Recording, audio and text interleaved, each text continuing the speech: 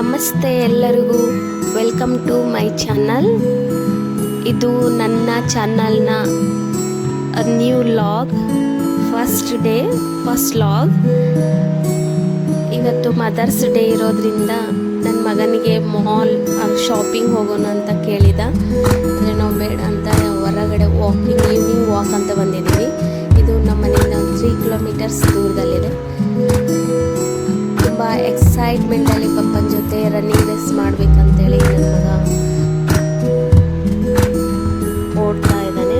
ಅಂದರೆ ಪಪ್ಪನಿಗೆ ಸುಸ್ತಾಗುತ್ತೆ ಬೇಡ ಅಂತಂದ್ರು, ಆದರೂ ಪಪ್ಪ ಇಲ್ಲ ಟು ಅಂತೇಳಿ ಕರ್ಕೊಂಡು ಹೋಗೋದು. ಪಪ್ಪನಿಗೆ ಸಾಕಾಯಿತು ಒಂದು ರೌಂಡಿಗೆ. ನೀರು ಅಂತೇಳಿ ತುಂಬ ಖುಷಿಪಟ್ಟು ಇನ್ನೊಂದು ಸಲ ರನ್ನಿಂಗ್ ರೇಸ್ ಬಂದರು. ನೀರು ಕುಡಿತಾ ಬರೋ ಕಂತು ಮದರ್ಸ್ ಡೇ ಇದೆಯಲ್ಲ, ಹೇಗೂ ನಮ್ಮ ಮಮ್ಮಿ ಕೊಟ್ಟು ವಿಶ್ ಮಾಡು ಅಂತೇಳಿ ತೊಗೊಂಡು ಅಮ್ಮ ಹ್ಯಾಪಿ ಮದರ್ಸ್ ಡೇ ಅಂತೇಳಿ ವಿಶ್ ಮಾಡ್ದೆ. It's all touching for me. ಖುಷಿ ಆಗುತ್ತೆ ಈ ಥರ ಮಕ್ಕಳು ಸಣ್ಣ ವಿಶ್ ಮಾಡೋದು.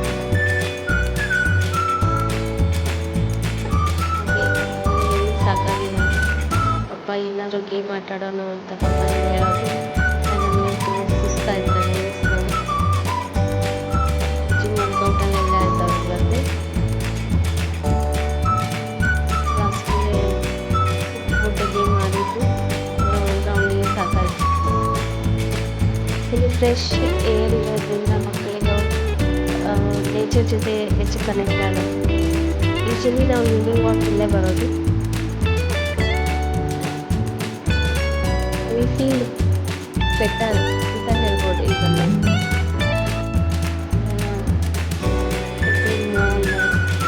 ಶಾಪಿಂಗಲ್ಲಿ ಸಿಕ್ಸೋದಕ್ಕಿಂತ ಈ ಥರ ಈವ್ನಿಂಗ್ ವಾಕ್ ಅಂತ ಬಂದು ಚೇಂಜಸ್ ಫೀಲ್ ಆಗುತ್ತೆ. ಅವನಿಗೆ ಎನರ್ಜಿ ಲೆವೆಲ್ ಅಂತ ಡ್ರಾಪ್ ಆಗೋದು. ಕಂಟಿನ್ಯೂ ರನ್ನಿಂಗ್ ಇರ್ತಾರೆ, ಸರಿ ಆಯಿತು.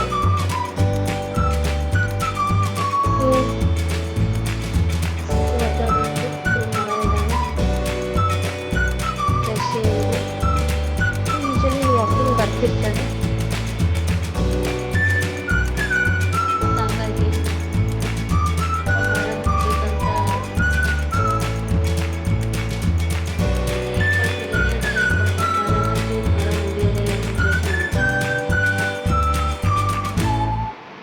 ಹೊರಗಡೆ ಬಂದಾಗ ಅವರಿಗೆ ಎಕ್ಸೈಟ್ಮೆಂಟಲ್ಲಿ ಏನು ಮಾಡಬೇಕು ಗೊತ್ತಾಗಲ್ಲ. ಈ ಕಡೆಯಿಂದ ಆ ಕಡೆ ಹಾರಾಡ್ತಾನೆ ಇರ್ತಾರೆ. ನಮ್ಮ ಮನೆಯವರಿಗೆ ಲೇಟ್ ಆಗುತ್ತಂತ ನಾವು ಸಾಕು ಬಂದ್ಬಿಟ್ಟು ಹಂಗೆ ಕರ್ಕೊಂಡು ಹೋಗ್ತಾ ಇದ್ದೀವಿ.